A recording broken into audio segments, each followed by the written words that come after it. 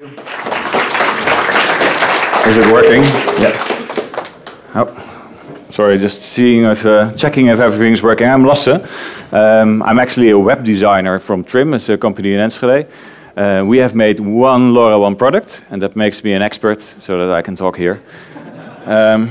We've changed the title to No, Daniel, You Can't, because it was how to go to market in 90 days. But Daniel is one of the developers that did a lot of this project, and he's in the front row. And he was the main reason why it took so long to get to go to the market. First, I want to tell you something about why we went and made a LoRaWAN product anyway. So let's start there. We have made a product. Let me put away my phone.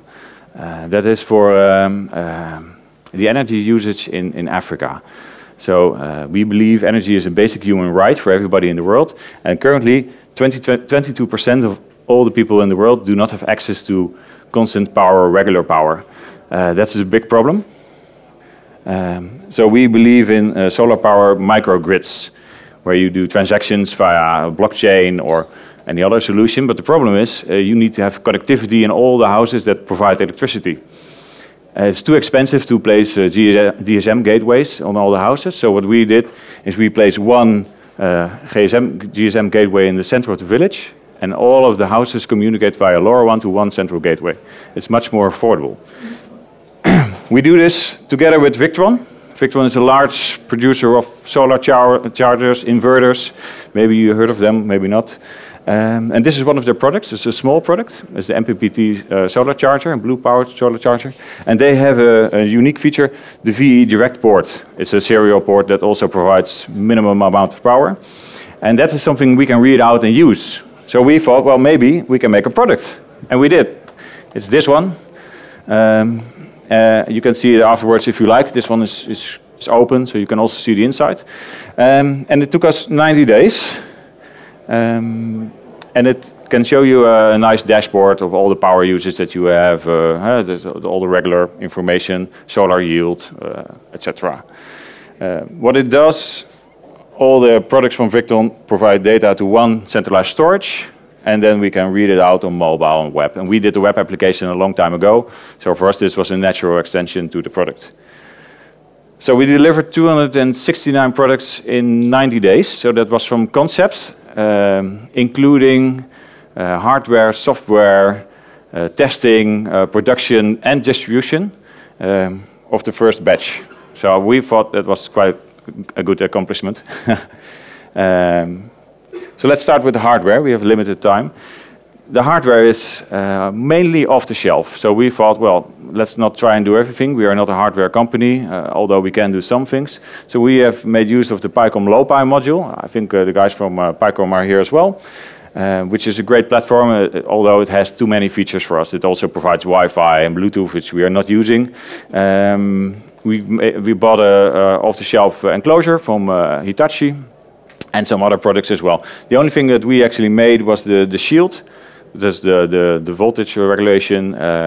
It can have a broad range of input from 8 to 70 volts. And it has a VIA direct connection which need to be shielded. But off-the-shelf hardware also have some challenges because we thought we can buy an antenna. So we ordered a lot of antennas in China. And they were a bit disappointing because if you buy an 868 megahertz antenna in China, they mean 928. All of them mean 928. So you cannot believe the specifications that they give you. Some reason we ordered a few. We needed to clip the final link in the antenna. A specialist helped us with that because we are, with current antenna, losing almost 50% of our energy. And it's feeding back into the system and it might even ruin the hardware. So that's an important lesson that we learned. Software, moving on. Bit of architecture image. So we have a really simple architecture. We have the product, the things network, our coupling server. That's the main thing that combines everything together via HTTP integration. We're using a message spec, which is a form of JSON, although some other guy today thought that was not a good solution. Daniel still thinks it is. We have the log transmitter that was already from Victron, and we are using an influx database with a time series database, which is really fast. So we can have a large set of data because there is, I think, 4 terabytes of data in one database. And to make that have any performance, you need to do influx. So moving on, Daniël. Oh, such a lucky guy. There was a picture of Daniël here. I'm not sure where it went. I think he hacked it out. Okay, but it doesn't really matter. Daniël is the guy that took some time for us, because Daniël is a really smart developer, and he had a lot of ideas for this product. So when we were talking about this, he said, well, let's do firmware updates over the air. Let's do network selection. Let's do integration in the Victron stack, CAN bus, relays. We can do so much more with this product than just read out the serial connection and send it over LoRa to our database. But you shouldn't do that, because we strongly believe that if you are adding functions or requirements, the time will really take a long extra additional time, and it will grow exponentially. You can see that with the Things Gate, the gateway from the Things network. It took 2 years to come to market because they wanted to have too much features and test it, and it's too big. So we really thought you should keep it smaller. I have one example from what Daniël tried to do. For example, we are used to having large sets of data available and large pipelines, because we usually do web, and everybody in the Netherlands has a big amount of bandwidth in their home. But for LoRaWAN, we almost have no bandwidth. So he really tried to fit as much as possible. We were caching, and he had written some algorithm and asynchronous communication with our server, but that led to a lot of problems in timing and bringing messages back together. And it really messed up the entire Victron chain of products. So we said, no, let's try and look what's the data that's really relevant for the end user. There was only this small set.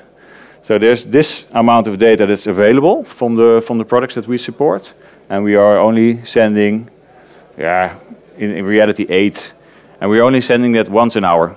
That's enough. So we have one package once an hour, and every 24 hours we send the entire data set. That can be done in multiple packages, and this is reliable for us. And every time a unit powers up, it also sends the entire package, so that the system knows what kind of device it is, which firmware, etc. So what we learned is that you have to say no. I took a screenshot of the actual manual that is online from Victron, of the FAQ, and you can see that every question, the answer is no. And this is a good practice for any product development that you are doing. Just say, no, this is the first version. We can add stuff later, not via updates, but because we don't support that. But IDtron is also in the hall next to us, and IDtron is making the next version of this product, because we only want to make the first version, the POC. That's where all the energy is and all the attention is, and then some other more specialized company can make the really good version. You shouldn't forget testing as well, because that was also new for us. So we are making a product, and we have 3 of those lined up somewhere. And Daniël kept changing code. And each time you change even one letter in your code, you need to start testing again. And this should last for a minimum of 2 weeks, just to make sure that everything is up and running and stable. So each time he did a commit, our client was, yeah, come on guys, I have to restart testing again.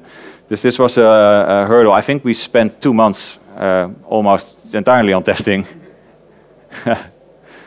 Also, production was fun for us, because again, we are a web development team with highly skilled web designers, but we actually did all the manufacturing ourselves, hand screwed every product. We had to create the programmers with USB microcontrolled programmers, because each chip that's in here is hardware linked to a Victron code, and we sorted the MAC address. There's a sticker on here with the MAC address. Oh, this one doesn't have a sticker, but normally we've all combined it, so we've all registered them up front on the Things network. That was the most efficient way for us to provide this service. Let's see, I have a little time left. This was an image of us folding all the boxes, because we also had to think about packaging, manuals. There was a lot of learning to be done to make this. And now they are worldwide available, and we are seeing them go online everywhere. That's really fun, because we made 3 versions, one for Europe, one for America, one for Asia. Not for China, of course, because that's not supported by the PyCom product, or not with PyCom 4, or 3 at least. But it's really fun to see them pop up and send data in all kinds of situations. Not just the African villages that we anticipated. But there is one more thing, because you should remember that I said we say no to everything, right? So our client was really clear on this. Also to Daniël, we have met many talks that you should always say no to all the features. And then he did this. We looked at the code after it was live. So these are in operation. And I see things like allow remote reboot and allow enabling WLAN remotely. So despite us telling him he is not allowed to put anything remote controlling, sending any data back, it's full of code where we say, okay, we can allow WLAN remotely, allow scheduling for data sets. So even though we had many talks that it shouldn't be in there, you cannot trust the developer. That's mainly the key takeaway from this. I'm not sure how many of you are developers, but this is what I learned. So for the next project, another developer is doing it. Yeah, I think that was it for me. Try to be brief, because I had only a limited amount of time, a little bit less than 20 minutes. Yeah, I think we have time for questions. Yeah, good. Does anyone ask questions? Here you go. So how did you end up with choosing a correct antenna? We didn't. It's not the correct antenna. It's functional, but it's definitely not the correct antenna. If we had more time, we would have had a better antenna. Yeah. Okay. It's a good question, though. Yeah. Did you do certifications and CE testings for this product as well? Or? Yeah. Okay. It was all done mainly by Victron, because they are a producer of hardware in a large format. So they did that bit for us. Oh, nice. Okay. Yeah, we didn't have that in-house. Also a good question. Anyone else? We still have time, so... So the product was initially designed for African communities. Yes. What does it cost? Good question. I think the total hardware that is here is about 50 euros. That's quite a lot for a LoRaWAN product. I think the low Pi is 22, the housing is 10, PCB another 10, and then some small stuff like the antenna and packaging is 8. I think they are selling them for 90. But most of the pay-as-you-go solutions in Africa, they are giving them away for free with the product, because the MPPT solar charger is much more expensive. So Victron is not making any money on this. They are just seeing it as another service that they can provide. But hopefully the next version will be much cheaper. Yeah. Anyone else? Yeah. No one. Someone else? Oh, okay. Didn't see you. Sorry. Can you pass it on? Sure. Yeah. How is it powered? Solar power, I think. Well, we were. That's a good question as well. When we started, we hoped that we could power it via the VIA Direct port itself. Then we could have only had one cable, because there is power on VIA Direct. That's only 10 milliamps, so that's not very much, not enough for LoRa anyway, or not for our solution. So it's powered from a battery pack. We have a DC connector, and it can handle a range from 8 to 70 volts, because you have to think about the different battery solutions. You have 12, 24, 48, and 68 volt battery solutions, and then charging it should be able to handle 70 volts. So. Yeah, and I must admit that the power supply was designed by Victron themselves, because they had it lying around, and this is also very tricky to do from scratch. Yeah. How many days are planned for version 2? I think version 2 is already being worked on for a couple of months by Datron. They are taking much more time. Not because of them, but also because of the entire process. It's much more optimized, much more thinking, less fun as a project, I believe, but they will end up with a better project. And I must also admit that the 90 days, I didn't tell you, but Daniël was only working for 12 hours a week within those 90 days. So actually it was even less. And the weekends were also in there, and he was not working in the weekends. So maybe next time he will. But we are working on the new products, smaller, different products as well, and also all from the prototyping stage. So it's really a lot of fun. And we're doing all kinds of small new products now. So, and we are looking for developers, so if anyone.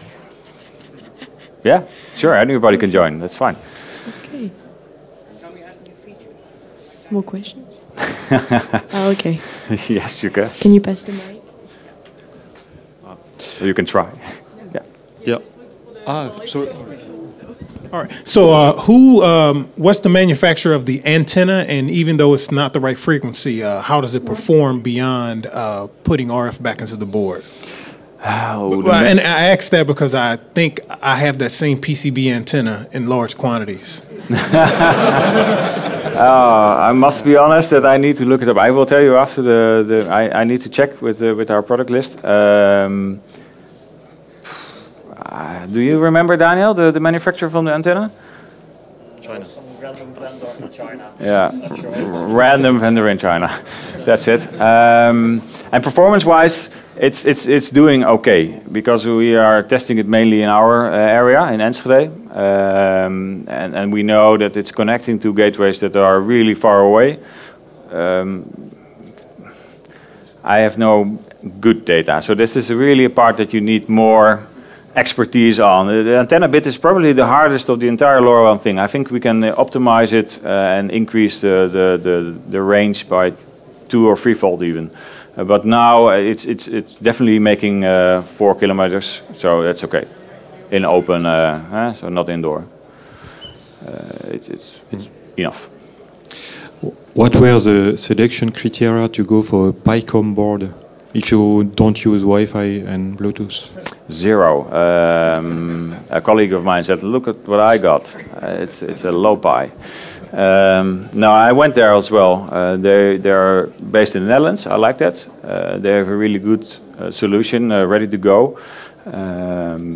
We could go and visit them. They could supply really fast. They were affordable, and they have a nice platform to build upon. Although now we've written the application in MicroPython, and that's not our preferred way to do things. Daniël had never written any code in MicroPython. But for us, there is no difference between a low Pi or it's small and it has header pins, but there is no real long reasoning. We did think a lot about LoRaWAN or Sigfox or LTE, so we did a lot of discussions on that. And the client in this case wanted to use LoRaWAN because of the ability to add gateways yourself. So that's maybe interesting as well. Yeah. Okay, I was too fast with the presentation. So many questions. Yeah, go on. With respect, it seems that you guys are not the most experienced in hardware solutions. Yes. Why did your supplier choose you? I had worked there in the past, and we've created the VRM portal. So we did, and I came up with the idea to do the LoRaWAN thing. So I went there and said, let's do a LoRaWAN product. And first he said no, because that's who needs this. And then he got the questions from the sales agents to have something similar. And then he came back to me and he did a 180 and said, yes, let's do this. Although coverage is still a problem, right? So we see that some of the units that were sent out or sold, coverage of the TTN network is not good enough. So we really need to improve there. So it's really an early product. But it's nice because you can buy it actually. We're happy with that. Okay, I think time is up, so... Yep.